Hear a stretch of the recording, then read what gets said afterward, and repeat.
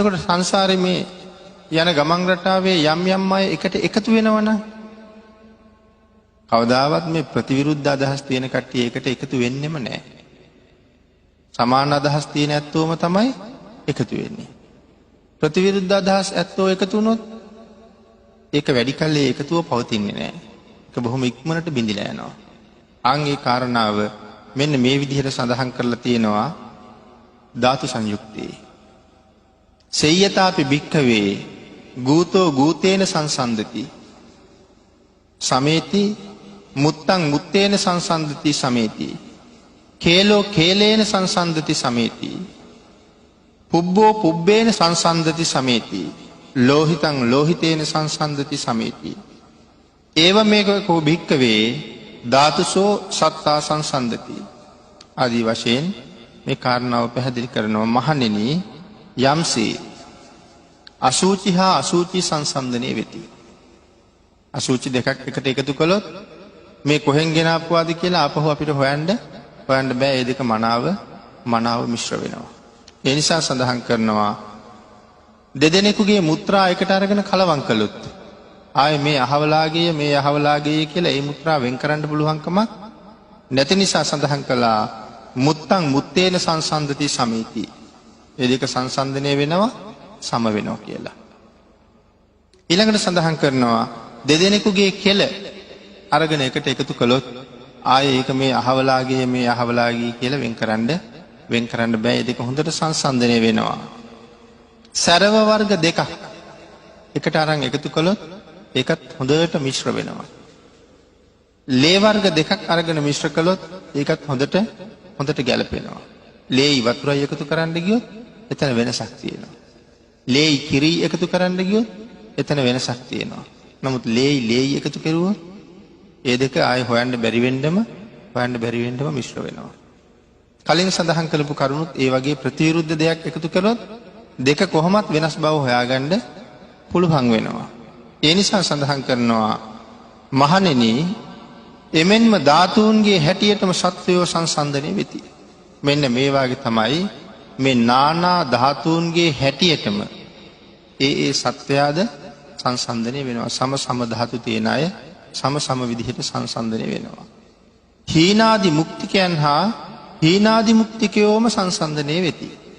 කවදාවත් හීනාදි මුක්තිකයෙකුයි අනීතාදි මුක්තිකයෙකුයි සංසන්දනය වෙන්නේ නැහැ. හමු වුණාට කතා බහ කළාට යම් ප්‍රමාණයකට ඇසුරු කළාට එක හා සම්බන්ධය වෙන්නේ නැහැ. නිතර ඇසුරට හා කතාවට භජනය වෙන්නේ නැහැ. ඒ නිසා බුදුරජාණන් වහන්සේ සඳහන් කළා මහණෙනි අතීත කාලයේදී ධාතුන් අනුවම සත්වයෝ සංසන්දනය වූහ. අතීතයේත් මේ ධාතුන් අනුවම තමයි සත්වයෝ එකතුනේ. එතකොට වර්තමානයේ වෙනස් වෙයිද? වර්තමානෙත් ඒ වගේම තමයි. අනාගතෙත් ඒක එහෙමම තමයි. බුදුවරු ලෝකේ පහළ වුණත් බුදුවරු ලෝකේ පහළ නොවුණත් තුන් කාලයේ එය එසේම තමයි. ඒ කාරණාව බුදුරජාණන් වහන්සේ මනාව පැහැදිලි කළා. ඊළඟට මේ ධාතු සංයුක්තකේ කල්යාණාදි මුක්ති එහෙම නැත්නම් පනීතාදි මුක්ති සංසන්දනය වෙන හැටිත් පැහැදිලි කරනවා. සේයතාපි භික්ඛවේ කීරං කීරේන සංසන්දති සමේති තේලං තේලේන සංසන්දති සමේති සප්පි සප්පිනා සංසන්දති සමේති මදු මදුනා සංසන්දති සමේති පානිතං පානිතේන සංසන්දති සමේති ඒවමේව කෝ භික්ඛවේ ධාතුසෝච සත්තා සංසන්දති සමෙන්ති. ඒ කාරණාව පැහැදිලි කරනවා කිරි හා සංසන්දනය වෙනවා. තෙල් හා සංසන්දනය වෙනවා. සප්පි කියලා සඳහන් කළේ ගිතෙල් හා සංසන්දනය වෙනවා. මදු කියලා සඳහන් කළේ මී හා සංසන්දනය වෙනවා. පැණි හා සංසන්දනය වෙනවා. පැණි වලට වෙන මොකවත් එකතු කරුවොත් ඒකේ වෙනසක් තියෙනවා. කිරි වලට තව මොකවත් එකතු වුනහම කොහොමත් ඒ වෙනස හොයන්න පුළුවන්. කිරි වතුරයි ගැලපෙනවා වගේ පෙනුනත් මොහොතකින් අපිට ඒ වෙනස හොඳටම පේන්න පටන් ගන්නවා. නමුත් ඒකට කිරිම එකතු කළොත් කවදාවත් ඒක අපිට වෙන් කරන්න බැරුව යනවා. අන්න ඒ වගේ මෙතන ඒ කාරණාවයි සඳහන් කරන්නේ මෙන්න මේ නානා ධාතුන්ගේ සංසන්දනය ගැළපෙන විදිහටමයි ලෝකේ හැම තැනම සම්පූර්ණ වෙන්නේ. කල්යාණාදි මුක්තිකයෝ කල්යාණාදි මුක්තිකයන් හා සංසන්දනය වන්නාහ සමවන්නාහ අතීතයේහිද වර්තමානයේහිද අනාගතයේහිද ඒසේමයි. ඒ නිසා පින්වත්නි මෙන්න මේ කාරණාව මේ ධාතුන් අනුව සත්‍යයන් සංසන්දනය වීම ගැන තථාගතයන් වහන්සේ විසින් දක්වා ඇති තව එක සාධකයක් සඳහන් වෙනවා පිටකයේ. ඒ සාධකය තමයි අපේ බුදුරජාණන් වහන්සේ රජගහනුවර ගිජ්ජකූට පර්වතයේ වැඩ වාසය කරන කාලේ භාග්‍යවතුන් වහන්සේත් එක්ක විශාල භික්ෂූන් වහන්සේලා ප්‍රමාණයක් ගිජ්ජකුළු පව් ආශ්‍රය කරගෙන ඒ දවස්වල වැඩ හිටියා. විවේක වේලාවක බුදුරජාණන් වහන්සේ සහ භික්ෂූන් වහන්සේලා විවේකීව ඉන්න වේලාවක ඇතැම් භික්ෂූන් වහන්සේලා සක්මන් කරන්න පටන් ගත්තා. ඒ කාරණාව පිටකයේ මෙන්න මෙහෙම සඳහන් කරලා තියෙනවා. සරියුත් මාහිමියන් වහන්සේ සමග භික්ෂූන් වහන්සේලා විශාල පිරිසක් සක්මන් කරන්න පටන් ගත්තා නුදුරු තැනක. මුගලන් මහරහතන් වහන්සේ එක්ක තව පිරිසක් සක්මන් කරන්න පටන් ගත්තා. මහා කාශ්‍යප මහරහතන් වහන්සේ එක්ක තව පිරිසක්ද අනුරුද්ධ මහරහතන් වහන්සේ එක්ක තව පිරිසක්ද පුන්න තෙරණුවෝ සමග තව පිරිසක්ද උපාලි තෙරණුවෝ සමග තවත් පිරිසක්ද ආනන්ද තෙරණුවෝ සහ දේවදත්ත තෙරුන් වහන්සේ සමග තවත් පිරිස් දෙකක්ද විවේක තැන්වල සක්මන් කරන්න පටන් ගත්තා. බුදුරජාණන් වහන්සේ මේ කාරණාව දිහා බලාගෙන හිටියා. අපි දැන් මේ නම සඳහන් කරපු ප්‍රධාන ස්වාමින් වහන්සේලා චරියුත් මහරහතන් වහන්සේ ඉස්සරලාම තනියම නැගිට්ටා. නැගිටලා උන්වහන්සේ තනියම සක්මන් කරන්න පටන් ගත්තා. උන්වහන්සේ සක්මන් කරන දිහා බලාගෙන හිටපු තවත් ස්වාමින් වහන්සේ නමක් නැගිටලා ගිහිල්ලා උන්වහන්සේ සමග සක්මන් කරන්න ගත්තා. උන්වහන්සේලා දෙනම සක්මන් කරනවා දැකපු තවත් ස්වාමින් වහන්සේ නම නැගිටලා ගිහිල්ලා උන්වහන්සේලා දෙනම සමග සක්මන් කළා. මෙහෙම විශාල භික්ෂූන් වහන්සේලා ප්‍රමාණයක් සරියුත් මහරහතන් වහන්සේත් එක්ව සක්මන ආරම්භ කළා.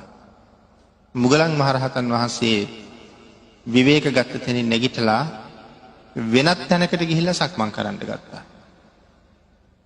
එතකොට තවත් ස්වාමින් වහන්සේ නමක් නැගිටලා සරියුත් මහරහතන් වහන්සේ ගාවට ගියේ නෑ. උන්වහන්සේ ගියා මුගලන් මහරහතන් වහන්සේ ගාවට. ඒ වාගේ සෑහෙන පිරිසක් මුගලන් මහරහතන් වහන්සේ ගාවත් එකතු වුණා.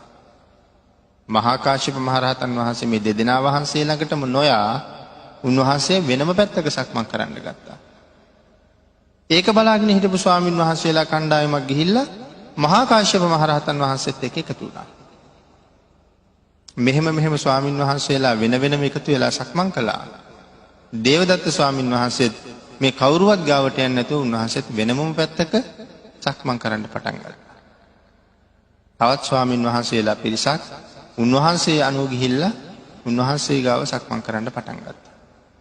බුදුරජාණන් වහන්සේ මේක දිහා බලාගෙන අපිට හැඟෙනවද මේකේ වෙනසක්? මේ ස්වාමින් වහන්සේලා ඔක්කොම සම්මා සම්බුද්ධ ශ්‍රාවකයෝ. උන්වහන්සේලා කවුරු ගාව සක්මන් කරාම මොකද? එකම ශාසනයේ කිසිම බෙදීමක් නැහැ. නමුත් භාග්‍යතුන් වහන්සේ මේක දිහා බලාගෙන ඉඳලා කිසිම කෙනෙක් සමග එකතු නොවි විවේකීව වාඩි වෙලා ඉන්න භික්ෂුන් වහන්සේලාට කතා කරලා මෙන්න මේ විදිහේ දේශනාවක් කළා. මහණෙනි, සාරිපුත්තයන් සමග සක්මන් කරන භික්ෂූහු මහා ප්‍රඥාවන්තයෝය. සරියුත් මහරහතන් වහන්සේ මේ ශාසනයේ මහා ප්‍රඥාවන්තය හැටියට තමයි විරුදාවලිය ලැබුවේ. දැන් එතකොට මේ උන්වහන්සේ පිටිපස්සෙන් ගිහිල්ලා එකතු වෙන්න පටන් ගත්තේ කවුද? ප්‍රඥාවන්ත භික්ෂූන් වහන්සේලා. මුගලන් මහරහතන් වහන්සේ. උන්වහන්සේ මේ ශාසනයේ යම් විරුදාවලියක් ලැබුවා නම් ඒ ධානලාභීන් අතර අගතනතුරයි. භාග්‍යතුන් වහන්සේ දේශනා කරනවා මොග්ගල්ලාණයන් සමග එකතු වෙච්ච සියලුම භික්ෂූන් වහන්සේලා ධානලාභීන්. කාශ්‍යප මහරහතන් වහන්සේ මොන වගේ අගතනතුරක් දරුවද? දුතාංගධාරීන් අතර අගතනතුරයි උන්වහන්සේ දරුවේ. එතකොට මේ උන්වහන්සේ ගාවට ගිහිල්ලා එකතු වෙලා ඉන්නේ කවුද? මේ ඔක්කොම මහණෙනි දුතාංගධාරීහු යයි බුදුරජාණන් වහන්සේ සඳහන් කළා. අනුරුද්ධ ස්වාමීන් වහන්සේ. අනුරුද්ධ ස්වාමීන් වහන්සේගේ අග්‍රස්ථානය තමයි දිවස්ලාභීන් අතර අගතනතුර. එතකොට අනුරුද්ධයන් වහන්සේ සමග මේ එකතු වෙලා ඉන්නේ දිවස් ඇත්තෝ දිවස්ලාභීන් වහන්සේ එකතු වෙලා ඉන්නවා. පුණ්ණතෙරුන් වහන්සේ මේ ශාසනයේ බොහොම විශිෂ්ට ධර්ම කතික භික්ෂූන් වහන්සේලා අතර උන්වහන්සේට තිබුණේ අග්‍රස්ථානය. ධර්ම කතික භික්ෂූන් අතර අගතනතුර තමයි පුන්න මහරහතන් වහන්සේ දැරුවේ. උන්වහන්සේත් සමග එකතු වෙලා මේ සක්මන් කරන්නේ ධර්ම කතිකයෝමයි. උපාලි තෙරුන් වහන්සේ විනය පිළිබඳව අගතනතුරක් දැරුවා. ඒ නිසා සඳහන් කරනවා උපාලි තෙරුන් වහන්සේ සමග මේ සක්මන් කරන්නෝ විනයදරයෝමයි. ආනන්ද තෙරුන් වහන්සේ සමග සක්මන් කරන සියලු දෙනාම බහුශ්‍රතයෝමයි. බොහෝ ඇසූ පිරුතැන් අය බොහෝ ධර්ම ඥානයක් පුරවගත්ත අය තමයි ආනන්ද ස්වාමීන් වහන්සේ සමග එකතු වෙලා ඉන්නේ. එතකොට දේවදත්ත ස්වාමීන් වහන්සේ සමග එකතු වුණේ කවුද? භාග්‍යතුන් වහන්සේ ඒ කාරණාව සඳහන් කරනවා මහණෙනි දේවදත්තයන් සමග එකතු වෙලා යම් පිරිසක් සක්මන් කරන්නේද ඒ සියලු දෙනාම පාපිච්චියෝමයි කියලා. එතකොට ඒ ස්වාමීන් වහන්සේලා කවදාවත් අර ස්වාමීන් වහන්සේලා එක්ක එකතු වුණේ නැහැ. එහෙනම් මේ කාරණාව මේ නානාදි මුක්ති ගැළපෙන කාරණාවත් එක්ක ඒ පුද්ගලයා සංසන්දනය වෙනවා කියන කාරණාවට අපිට හොඳ උදාහරණයක්. හැම තැනම බැලුවොත් ලෝකේ ගිහි පැවිදි හැම තැනම මේකමයි තියෙන්නේ. දෙවියන් අතරත් එහෙමයි. මිනිසුන් අතරත් එහෙමයි. සත්තු සිව්පාව අතරත් එහෙමයි. ඒක මිනිසුන්ට විතරක් සීමා වෙච්ච කාරණාවක් නෙමෙයි. ඒ නිසා විභංග අටුවාවේ මේක පැහැදිලි කරන්න තවත් එක කතාවක් සඳහන් කරනවා. මේ ත්‍රිපිටක චූලාභය කියන මහතෙරුන් වහන්සේ විශාල භික්ෂූන් වහන්සේලා පිරිසක් සමග වනාන්තරයේ මැද්දෙන් චෛත්‍ය වන්දනාවට වඩිනවා. මිනිස්සු පිරිසක් උන්වහන්සේලා වඩිනවා දැක්කා. ඒ මිනිස්සු උන්වහන්සේලාට ආරාධනා කළා ගමට වඩින්න කියලා. ගිලම්පසක් වළඳලා එහෙම නැත්නම් දානි ටිකක් වළඳලා වන්දනාවේ වඩින්න ගමට වඩින්න ස්වාමීනි. චූලාභේ තෙරුන් වහන්සේ තමන් වහන්සේගේ ශිෂ්‍ය පිරිසත් එක්ක ගමට වැඩියා. හැබැයි තෙරුන් වහන්සේ දන්නවා මගේ ශිෂ්‍ය පිරිස ඉන්නවා නොසරුප් අදහස් තියෙන නොසරුප් හැසිරීම් තියෙන අන් අයගේ අනට කීකරු නැති භික්ෂුවක් මේ භික්ෂු පිරිසේ ඉන්න බව උන්වහන්සේ දන්නවා. දැන් මේ ස්වාමීන් වහන්සේලාට ගමට ආරාධනා කරලා මිනිස්සු ගමේ විහාරස්ථානයේ වැඩ ඉන්න ස්වාමීන් වහන්සේලාටත් මෙතෙන්ට ආරාධනා කළා. උන්වහන්සේලාත් වැඩියා. දෙගොල්ලම එකට ගමේදී සංසන්දනය වුණා එකතු වුණා. ගමේ විහාරස්ථානෙත් හිටිය අර වගේම නොසරුප් හැසිරීම් තියෙන භික්ෂුන් වහන්සේ නමක්. ඒක ගමේ විහාරස්ථානයෙන් වැඩි ස්වාමීන් වහන්සේලාත් දන්නවා. වැඩි වෙලාවක් ගත වුණේ නැහැ. අර කණ්ඩායම් දෙකේම හිටපු නොසරුප් භික්ෂුන් වහන්සේලා දෙන්න කවදාවත් දැකලා මුණ ගැහිලා නැහැ. නමුත් උන්වහන්සේලා දෙන්න එකතු වෙලා මේ වසර ගණනාවක් එකට ඇසුරු කරන දෙන්නෙක් වගේ බොහෝම හොඳට සතුටු සාමීචියේ කතාවට වැටුණා. ඒ කාරණාවෙනුත් පැහැදිලි කරනවා මේ ගැළපෙන ධාතු හම්බෙච්ච තැන මුණ ගැහෙන හැටි. මේ කාරණාව දකින්න පුළුවන් පුදුම හැකියාවක් භාග්‍යතුන් වහන්සේ සතුවමයි තිබුණේ. අපිට එහෙම දැක ගන්න පුළුවන් කමක් අපි ජීවිතේ නැහැ. එහෙම දන්නවනම් ලෝකෙ මේ තරම් අවුල් වියවුල් වෙන හේකුත් නැහැ. ගැළපෙන්නෝම තමයි එකතු වෙන්නේ. නොගැළපෙන්නෝ එකතු වෙන්න උත්සාහ කළොත් ඒක ඊටාම කෙටි කාලයකින් බිඳලා විනාශ වෙලා යන ස්වභාවයෙන්ම යුක්තයි. අපි අනික් ගිහි සමාජයේ දිහා බැලුවත් කොයි පැත්ත බැලුවත් මේක අපිට හොඳට පේනවා.